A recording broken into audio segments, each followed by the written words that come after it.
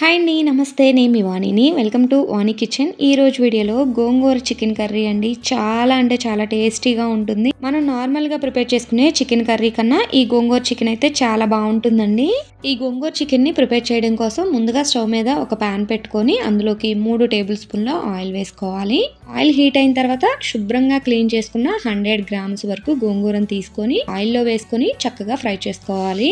నేను 1 KG chicken తీసుకున్నానండి. అందుకోసం 100 గ్రామ్స్ వరకు గోంగూరను తీసుకోవాలి. మీరు ఎక్కువ చికెన్ తీసుకుంటే క్వాంటిటీ డబల్ చేసుకోండి. ఇలా గోంగూర మొత్తాన్ని ఆయిల్లో ఫ్రై చేసుకోవడం వల్ల గోంగూర చికెన్ టేస్ట్ చాలా బాగుంటుందండి. ఇలా గోంగూర మొత్తం ఫ్రై అయిన తర్వాత దీన్ని పక్కకు తీసేసుకొని అదే ప్యాన్లోకి ఒక బిర్యానీ ఆకు, హోల్ బిర్యానీ దినుసుల్ని వేసుకోవాలి.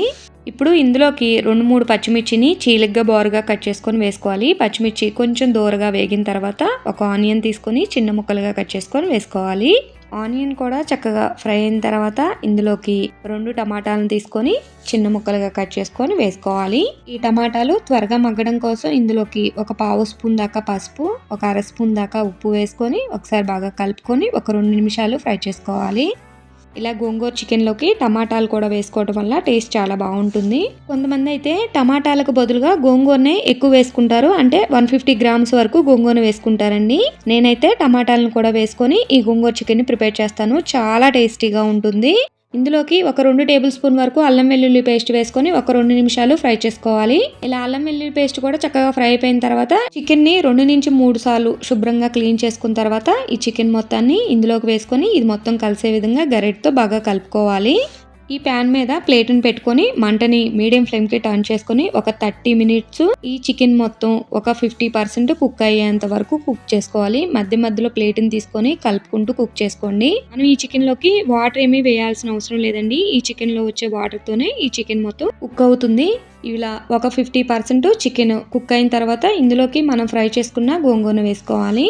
ఒక 2 స్పూన్ల కారం వేసుకోవాలి. మనం ఆల్రెడీ ఫస్ట్లో కొంచెం సాల్ట్ వేసాం కదా, చూసుకొని వేసుకోండి.